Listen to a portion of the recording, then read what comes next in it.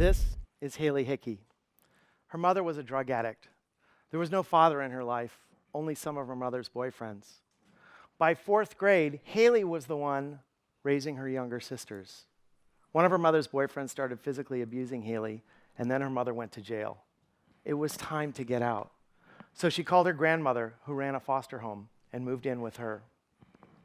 Haley was for sure what you'd call an at-risk teenager. At risk of teen pregnancy, drug addiction, or worse. Every risk factor was in place. But that's not what happened. Haley overcame those challenges with the help of a community.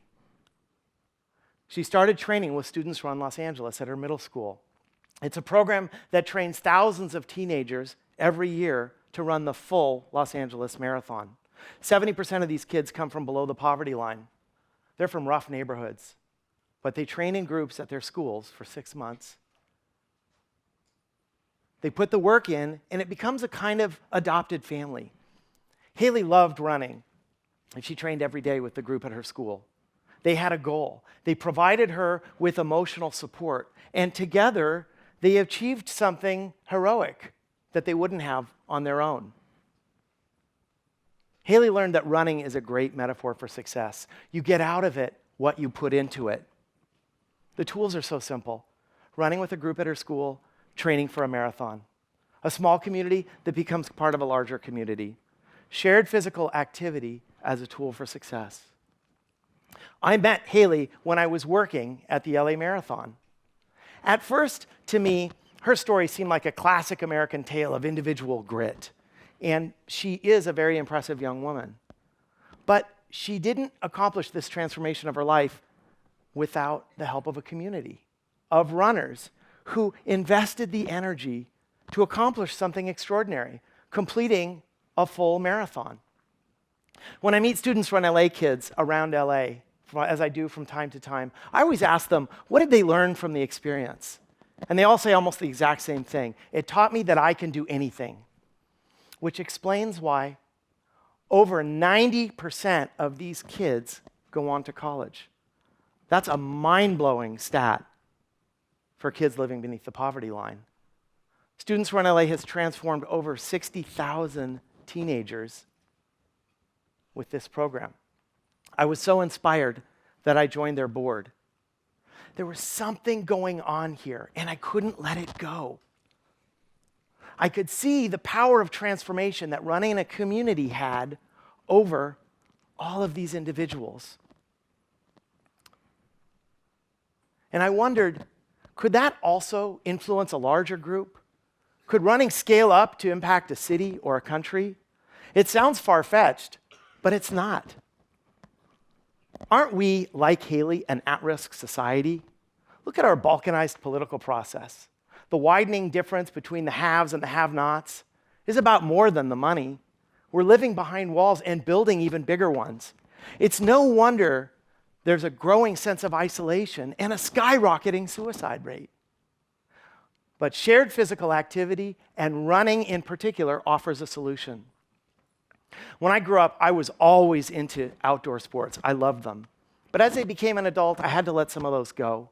I ended up producing television commercials for many brands, including fast food, soda, even cigarettes. I was unfulfilled, unhappy, and uninspired, trying to sell people things they didn't need. I had a crisis of purpose, so I stopped doing it. I needed to bring meaning to my own life.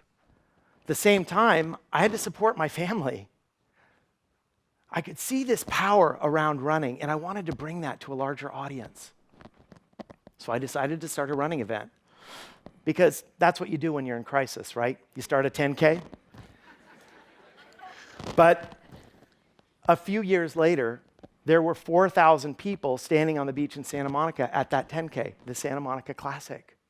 There was a virtuous circle created when thousands of people came out to sweat together. Community contact brings so many great things: health, increased happiness, decreased violence, even better economic outcomes. And a strong community is at the heart of a great culture. I was asked to join the Los Angeles Marathon and help rebuild that event. which had lost its connection with the community totally. Even the churches were unhappy with the event. For the new LA Marathon, we wanted people to feel the connection between their neighborhoods and the rest of the city. We wanted to inspire athletes and connect communities, all the communities in LA. So we started a new route that started at Dodger Stadium and ended at the Santa Monica Pier.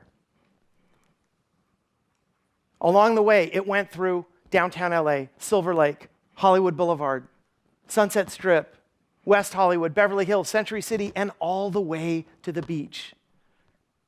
And then the running clubs, the businesses, the city councils, the ethnic groups, the religious organizations were all connected by a running event. We spent months meeting with the churches in particular, evangelizing our idea of connecting the entire city with a running event. They embraced the idea and took a kind of ownership. They sent their choirs out to sing to the runners as they went by. The Roman Catholic Archdiocese even did a blessing of the shoes ceremony the day before the race at St. Vibiana's Cathedral. The day of a major city marathon, you can feel the uplift in energy. It's palpable. It makes us feel proud. More importantly, it allows us to connect with each other. And the more opportunities that we can provide for that kind of connection, the better our lives are. Think about it. Your family, your friends, your neighborhood, your sports teams, they're all part of this idea about community. And shared physical activity is such a great way to do this. It's an equalizer that puts all of us out there together. Running is particularly great because it scales in a way that no other sport can. It's really hard to get 25,000 people out playing tennis at the same time. But running, here's what I love about running. It takes no equipment. You can even run barefoot. You don't need a field or a park or a court. You can be rich or poor or young or old. If you can't run, walk. If you can't walk, use a wheelchair. And here's the really important thing about running. When you run, you're at street level. You look people in the eye when you go by, and you become part of that place you're running in. All these unique qualities made me wonder, could running affect the physical landscape of a city? The way the buildings and the places look and feel? And if that happened, would it make cities better places to live? Would it improve the lives of people who weren't even runners? I started going out around LA with these new running clubs. They're younger and they look different than any other running clubs I'd seen before. They're in their 20s. They run mostly at night. They communicate via Instagram and Snapchat. The driving force behind their runs is not fitness or competition. It's social experience. Their goal is community connection. These are like social clubs that meet on the street and then happen to go for a run. They have names like Electric Flight Crew, We Run LA Crew, Night Terrors. They sound more like bands than running groups. Here's Blacklist LA. They're the youngest of these new running clubs. They have over 15,000 Instagram followers. They run to see public art. That's their mission. They run mostly in downtown LA, late at night. If you go out to one of their runs at 10 o'clock on a Monday night, you'll see hundreds of people out running together and having a great time. Some people are carrying portable speakers with them, blasting music, having fun. It feels like an event, like we own the streets tonight. I thought, what if Blacklist LA could use art as a tool to bring the running community and the city of LA together? So we partnered with the apparel company Lululemon and the Do Art Foundation, a public art foundation. Public art organization.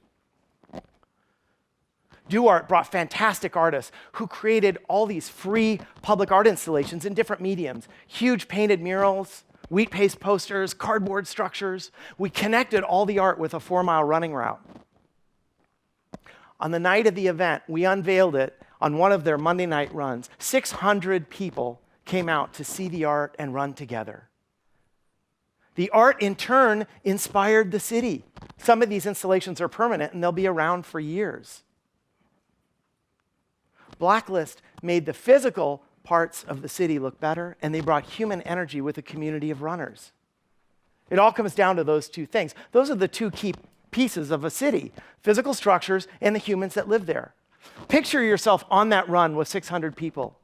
Do you feel isolated? Do you feel scared? Or do you feel energized? Do you feel inspired? And do you feel happy like those people? When we get out on the street and we experience new things and we exchange that energy back and forth, we want to contribute. We want to take part in things. I want to encourage all of you to run. And I mean specifically to take up running. Sure, you could play golf at a country club.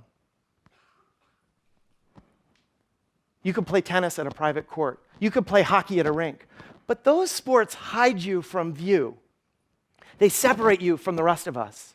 Running gets our faces seen by friends we haven't even met yet. It gets us out of our cars and back into our neighborhoods, and then we become part of a larger community. Do you remember Haley Hickey from Students Run LA? I spoke to her this week. I hadn't talked to her in years. I wanted to know what she was up to. She just graduated this week from UC Berkeley, and she's planning on attending medical school. And she's sitting right up there. You can say hi to her.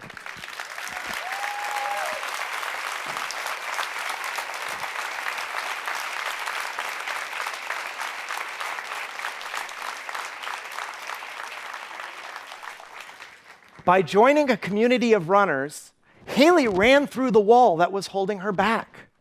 She told me that that community of runners was the single most important influence on her teenage years. This one thing, building community with shared physical experience, really can change the world. Thank you.